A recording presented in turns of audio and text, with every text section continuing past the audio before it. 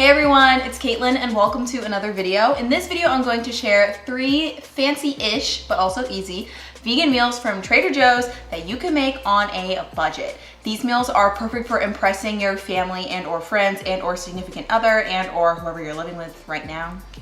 Could just be acquaintances with your roommate.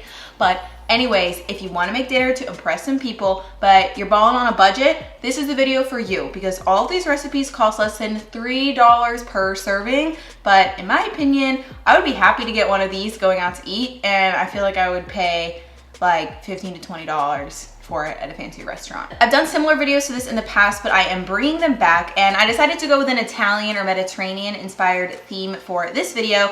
But tell me what theme you want for my next Trader Joe's recipe video haul thing in the comments below. And if you're not subscribed to my channel already, make sure you hit that little button down there so you can see the next video when it comes out. So I'm going to do a total cost breakdown with each individual recipe because you're probably not gonna make all 3 at once. So let's just get into the video and I'll break it down for you.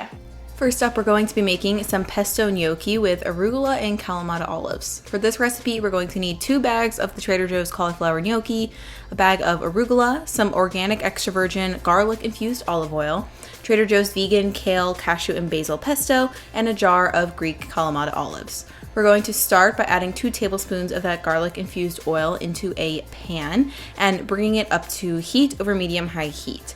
Once the oil becomes a little bit more translucent, you'll see it sort of shimmer. That's when we're going to add our gnocchi. There are several ways to cook this gnocchi, but I prefer to cook it from frozen and pan fry it or bake it in the oven, but today I'm showing you how to pan fry it. So first you want to make sure all of your gnocchi are individual so they're not stuck together. And then you're going to add them to your pan, and here I'm just gently tossing my pan to make sure the oil is evenly distributed through the bottom of the pan. And then at this point, we're just going to stop and do nothing. We're going to let the gnocchi pan fry for about 5 minutes on the side before we start to move it with the spatula. This is going to get that crispy caramelized mark on it, as you'll see right about now. So even though this is the easiest recipe, I somehow mess it up, but you're basically going to repeat this and just cook occasionally. I like to partially cover my pot with a lid at this point. It helps steam the gnocchi because it is frozen and helps it cook faster. So eventually you'll get more of these golden marks on other sides of the gnocchi as well. But for some reason, my camera wasn't recording and I had already added a bunch of stuff, which is kind of annoying, but it is what it is. I didn't buy any other ingredients, so we're just moving on with our lives. But just to recap, I added about 15 of these Kalamata olives that I sliced in half, which is 1/4 of the jar. And then I also added half of the package of this vegan kale, cashew, and basil pesto.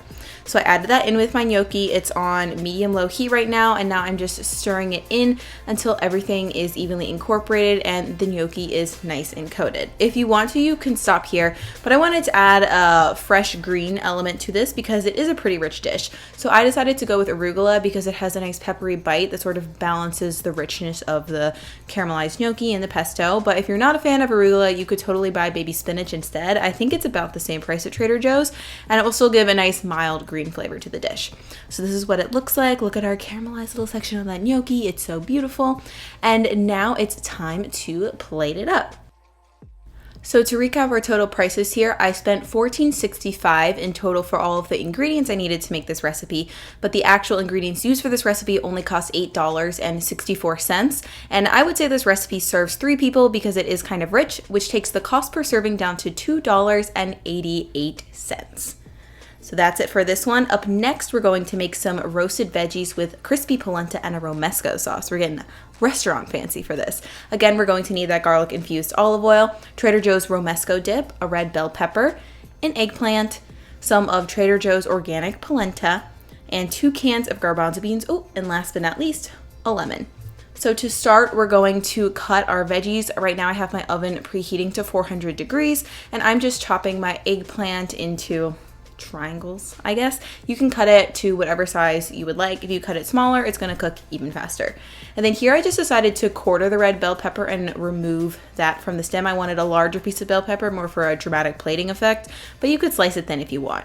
So I transfer these to a lined baking tray, and here I'm just generously coating it in some salt and then 2 tablespoons of that garlic infused olive oil. We're getting a good use out of that, guys. It's really good, and the garlic flavor really adds a nice flavor punch. So it's one of my must-haves from Trader Joe's. Me and my fiance are obsessed with it. So now I'm just tossing the eggplant, I guess, on the tray in the oil. I left the bell peppers alone. I thought they would roast fine as is, but I just wanted to make sure the eggplant was good because nobody likes dry eggplant. So while that's roasting in the oven, we're going to prep our polenta. If you've never had polenta before, it's essentially just cornmeal that's been grounded and formed into this sort of log. So you're just going to cut the package open, and I tried to squeeze it out, but then realized that if you cut both ends, it's gonna slide out a heck of a lot easier. So then I just cut my polenta into rounds. This recipe is going to serve around 4 people, so you could cut accordingly. The way I cut it, each person got like 2.5, which is fine too. So then now we're going to add another 2 tablespoons of that garlic infused olive oil to a pan, bring it to heat, and then add our slices of polenta. So I should have cooked my first side a little bit longer. As you can see here, I'm sort of just shaking the polenta in the pan because I'm pan frying it and I want the oil to be evenly distributed. I would recommend cooking this for about 5 to 7 minutes each side. Maybe do the first side a little longer, but I flipped it too soon. I was impatient and wanted to see the crispy goodness. So I just cooked the second side a little longer, and as you can see, we get that nice golden crispy exterior. And then after your polenta is pan fried, you're going to place it on a plate lined with a paper towel, and then add a sprinkle of salt to the end too. It really helps make a difference. Then we're just going to use the leftover oil in the pan to cook our chickpeas. Again, we're using 2 cans of chickpeas here, and I just drained them. I didn't really bother getting the extra water off because it will evaporate in the pan. If you wanted to cook these longer so they got a little crispy, you could do that, but I just kind of warmed them up. And then at this point, it'll be about 30 minutes. Our eggplant and our peppers are looking nice and toasty roasty. So everything is assembled, and now it's time to plate. So I decided to try to make this like fancy, but I failed, so you'll see. I'm using Trader Joe's Romesco dip, which is a Spanish sauce that has a base of almonds and roasted red peppers. I actually have a recipe for this on my blog if you don't want to buy it from Trader Joe's. And I tried to do like the fancy sauce swoop and then add in my crispy polenta, but I should have used a larger plate because once I added the chickpeas, I felt like the plate was already kind of full, so I didn't really know what to do at this point, but I was like, you know what? Whatever. It's still full of delicious ingredients, so we're just going to put them all on top. So I sort of just plopped my bell pepper on, plopped 1/4 of the eggplant on, and then you couldn't really see the sauce anymore, so I just added an extra dollop of sauce on top. And then I'm completing this dish by giving each guest 1/4 of a lemon wedge, and they can sprinkle it on top. The acidity of the lemon will help cut through the redness of the dish and make it nice and balanced.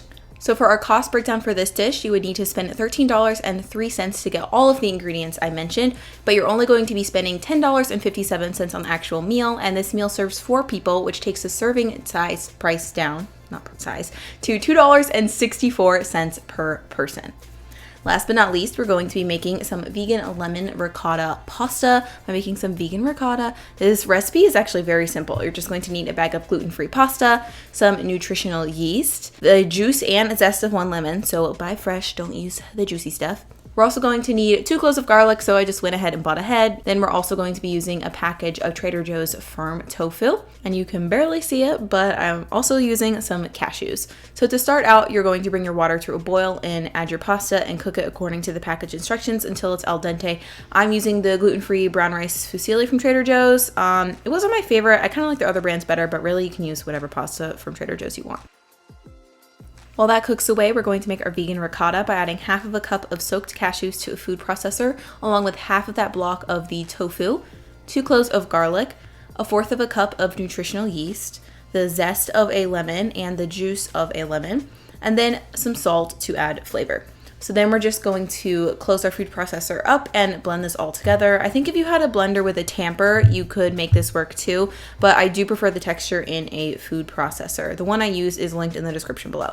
So this is what it looks like once it's finished. It's slightly yellow from the nutritional yeast, but it does taste very, very cheesy.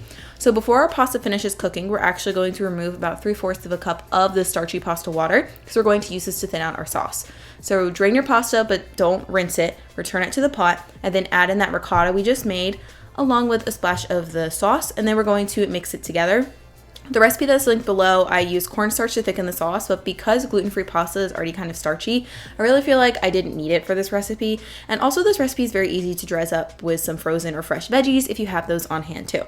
So now it's time to plate it up. And cost breakdown for this recipe, you'll need $16.65 to buy all the ingredients, but you're only going to be using $5.36 of it to make the dish. And I would say this recipe serves 2 people. I like a lot of pasta, which takes the cost per serving down to $2.68. I did add a little bonus sprinkle of basil because I grew it in my garden. It was technically free. But if you don't have that, you could leave it off. I also topped it with black pepper or chili flakes, or even if you have dried herbs in your pantry already, you could add that too. Either way, it's creamy, delicious, and really freaking affordable. All right, guys, and that's it for this video. I hope you enjoyed it, and leave another comment down below and tell me which one of these recipes was your favorite and which one you want to make again. Now, I know that not everyone has access to Trader Joe's, but I feel like it has a fan base. It's like a very niche thing, and a lot of people like to see Trader Joe's recipe videos. But that being said, I think you could totally replicate these recipes on a budget at another grocery store as well. The only thing that would be more difficult is the 2 specialty sauces that I use, but I do have recipes for those on my blog, so I will link those down below. And you could also maybe find a vegan version similar, or just use an alternative sauce at whatever store you're shopping at. So the full details for all these recipes is linked in a blog post down below as well, and there's also an image for Pinterest on there if you want to save it for later and come back to it when, you know, you're planning a fancy-ish dinner party. So I hope you guys enjoyed this video. I had a lot of fun shopping for it and filming it, getting to flex my creative muscles in the kitchen, so I'm looking forward to filming more of these. And yeah, I think that's pretty much it. If you notice that I'm in a new background, it's because I got a new house. So I'll link that house tour video down below too. But if you don't care and you're just here for the food, that's fine as well. Anyways, that's it for now, and I'll see you guys soon. Bye.